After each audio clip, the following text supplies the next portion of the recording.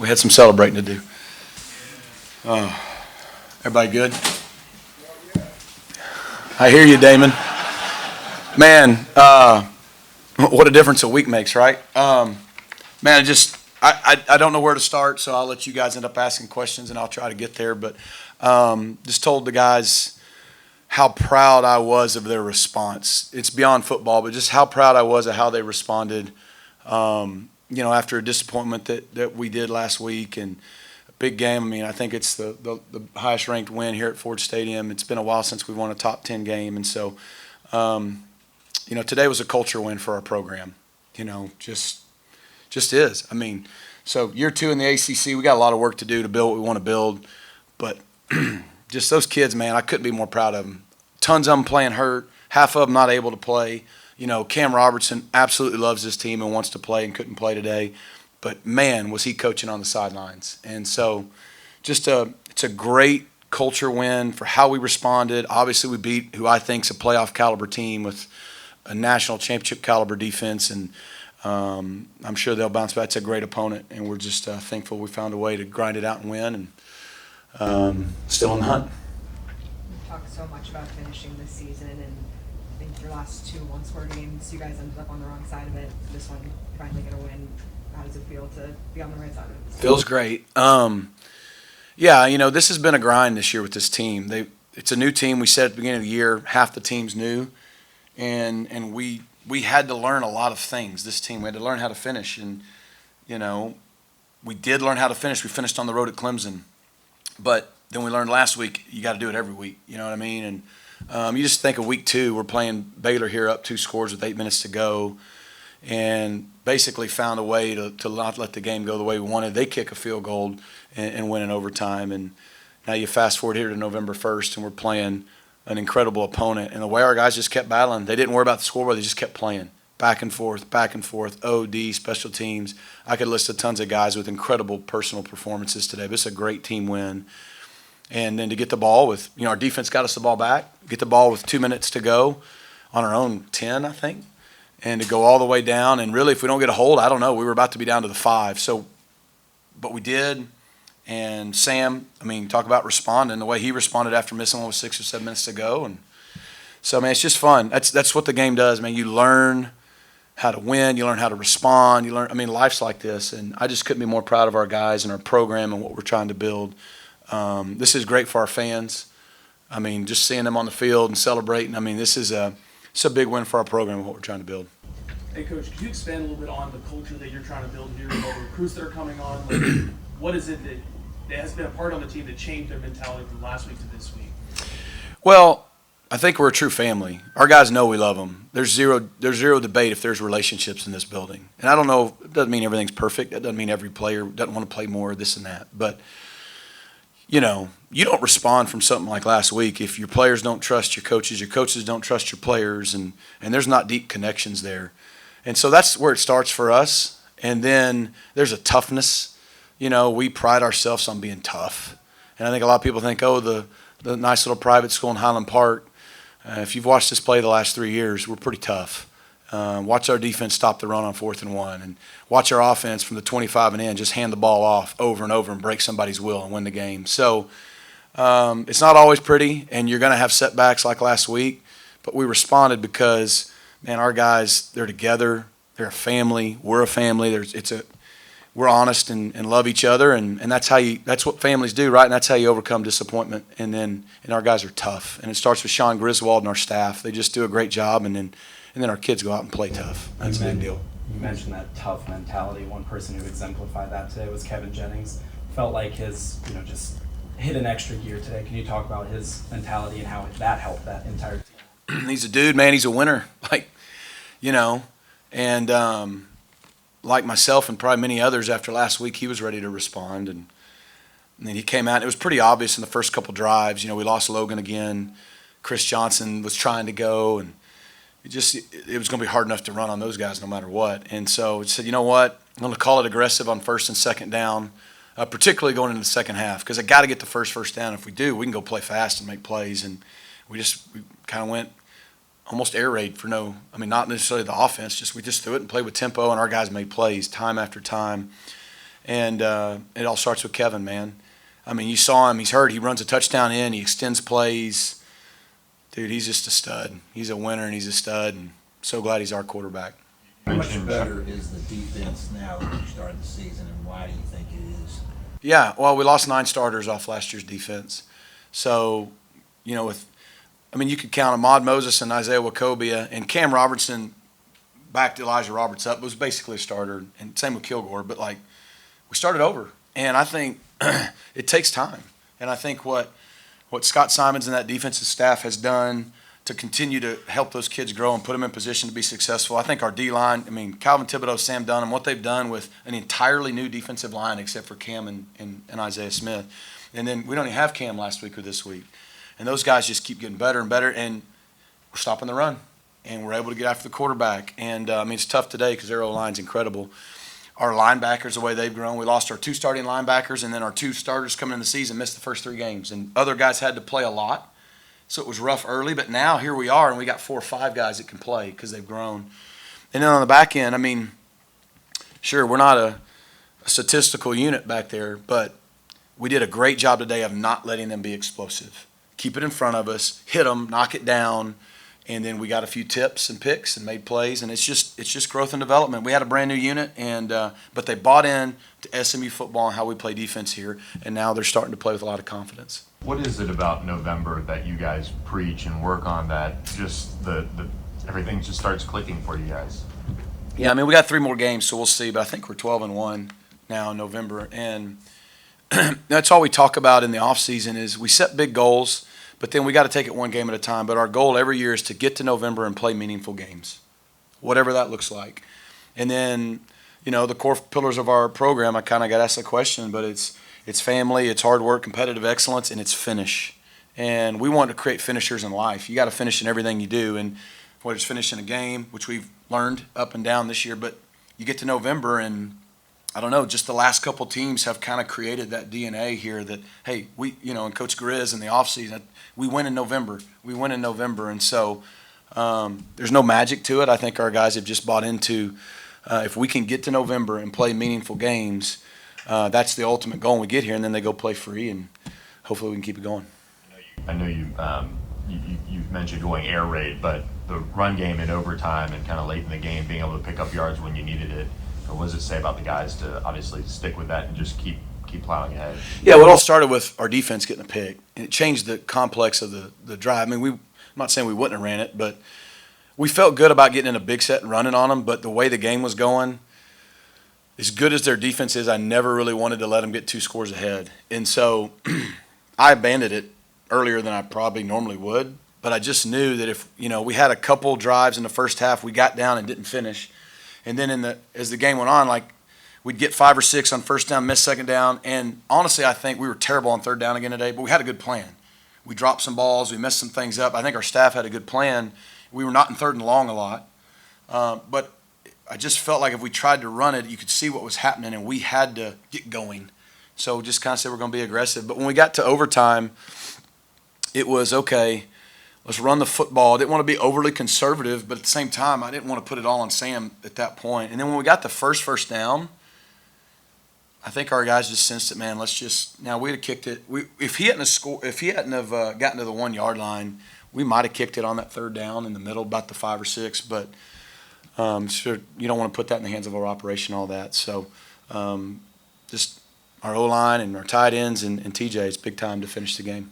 You touched more on the atmosphere. Fans in the field, the players. The footballs might be crossing 975 right Perfect. Hope there's one in Deep Ellum and one in downtown Dallas. Probably don't need to take them through the Park Cities. Probably wouldn't be smart. But, our crowd was incredible. I think someone told me maybe the 4th largest here. They were here and they stayed. And it was a big deal. We're having to tell them to be quiet in overtime.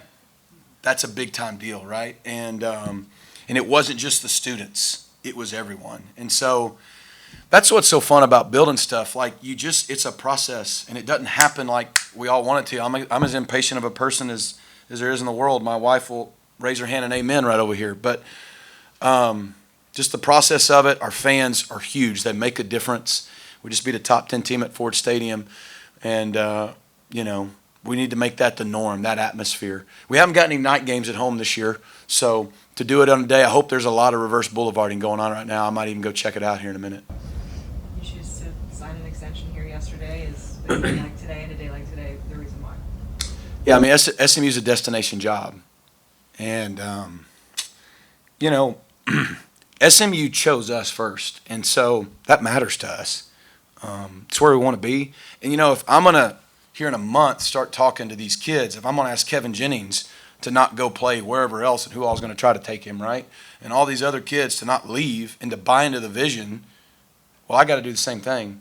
And our staff has to do the same thing. And that doesn't mean that other guys may not get opportunities they need to take, but in general, our staff's happy here. And if we're going to ask this recruiting class, it's top 25 recruiting class committed, to buy into the vision of what we're trying to build and get back to the national championship level program we want to be, then we got to do the same thing. And same thing with the kids we're recruiting. And so, we're humbled that Jay Hartzell and Damon and our board had the confidence in us to want us and our staff to continue what we're building, and excited that that's out there and we can continue to go to work. Coach, one thing that you have sort of put in this program is the next man up mentality. One week, some guy may have a good week. The next week, you mentioned camp coaching guys celebrate each other when they have a big game. Can you talk about that? Because it just seems like one week is CJ, then it's Hudson, then it can be Harden, it can be anybody. Yeah, it's amazing what happens when nobody cares who gets the credit. And in a world where it's transfer portal and NIL and all this stuff, there's nothing wrong with that, and kids getting what they can get. It's not one thing. It's a total staff and team commitment. And every year you got to build it again and protect it. So it's just because you have it one year doesn't mean you'll have it the next. But Sean Griswold starting in January every year, going through the offseason, our staff, our players. And it helps that we've had success and guys have rolled over, and your Ahmad Moseses and your Isaiah Wakobias and Cams and Kevin Jennings and PJ Williams and on can say, hey man, no, this is what we do here. They've had enough success that they're all bought in, and they just kind of pass it down to the next, which is what you used to do in program building, and it's harder to do now. But yeah, man, it's again, we start every January and February with it's all about relationships, and that we don't do X's and O's till we fight as hard as we can to build those as strong as we can for days like today, or honestly for weeks like last week, because that's when you really need it. We don't need it after a win like this as much as we needed it last week. How much of a turning point do you feel like, or just maybe a pivotal moment for the season that this could have gone either way, and obviously you had two conference losses when you put this moment? Today's a big day. It's a big win. We're going to celebrate it like crazy, and tomorrow we're going to wake up and figure out how to go to Boston and get a win, because it's going to be hard. It's probably going to be cold and rainy, and it's just we know how hard it is to win. This team, we felt like going into the year had a lot of potential, and you saw that today. You saw it 2 weeks ago. But we've also realized that there's not a lot of margin for error with us. So, and as beat up as we are, this is going to be our 6th straight P4 games. First time we've done that in 4 decades. So it's going to take everything we have to get through and find a way to grind out a road win before we get into an off week. And so this is a big win for our program. I think we're not even 2 years in the ACC, and we're 3-1 against Miami, Clemson, and Florida State. That's a big deal. But we've not arrived. And we have to learn to carry that maturity over to next week and get a win. So it doesn't define this season. It doesn't do anything other than keep us in the hunt for the conference, and got us bowl eligible. And it gives us a much better feeling this week as we prepare for Boston College than we had last week. You talked about how beaten up your team is right now and the toughness that your guys have showed. Several of the guys who left the game today looked like it could be serious, whether it was Kevin or Ahmad Moses or Terry Webb. Who surprised you the most by checking back into the lineup? Who surprised me the most? I don't know, because it happens fast down there. I'm just being honest. Guys are in or out. I don't know. I mean, I don't know if any of them surprised me. I mean, Kevin, what he did. How about Ty Hawkins coming in and just no big deal, 2 plays in a row, and he was ready to keep going. Ended up getting us 3 points because of that. Ahmad Moses didn't surprise me, but I thought he was really hurt. And it was like 3 plays later, he's back in. He goes from the tent to back in to making the game-winning interception. A guy like that who's been here all 4 years with us, he was in our first recruiting class, never left. And to have a day like today, he's going to remember that for the rest of his life. And so I don't know if anybody surprised me, and I also don't know how bad everything is. You know, it'll be tonight or tomorrow. I'm sure we'll be without some guys again next week and be the next man up again. To Since you were rebound. here the first time, how much has this program changed? Yeah, it's a good question. I don't know. It's hard when you're in the middle of it. I mean, we're playing Miami for homecoming. That's a big change. You know, it's packed and loud, and they're carrying the goalpost down to Deep Ellum, we said, so that's a change. We beat a top 10 team for the first time in my lifetime. That's a big deal. And I just think we have a toughness about us, and we expect to win. I think our fan base is on board. I think our entire administration and the SMU family is on board with. We want to build this thing to be as good as we can possibly be. And I'm not saying that hasn't been the case in the past, but I just know it is now. I think kids in Dallas, I think what's changed, and kids in Dallas want to stay and go to SMU. It's cool to go to SMU. It's cool to stay home and play in Dallas. We're Dallas's team. It's been embraced by the city. It's been embraced by the kids.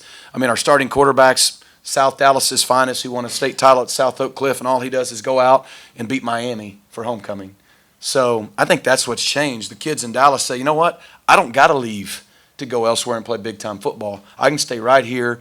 I can build my brand. I can get a great degree at SMU, have a great connections for life after ball, and, oh, yeah, I can compete for championships and play on the biggest stage. That's changed since I was here the first time. The field goal that was wherever it was, just rebounding from that. I'm not getting in trouble I'm today. not. I just knew you'd know which field goal I was talking about. That one and just kind of what you guys saw there. Officials handled it great by communicating. They communicated great. They told me, first of all, when it goes over the top, you can't review it, first of all. So we couldn't review it. And I don't remember which official it was. They were great all day. But he just said, look, I had it directly over the top. And the whole ball has to be inside. And looking at it, I think more than half the ball was inside. But the whole ball has to be inside. So, you know, he explained what he saw. He's probably right. You know what I mean? Like, he had the view, and but he explained it really well.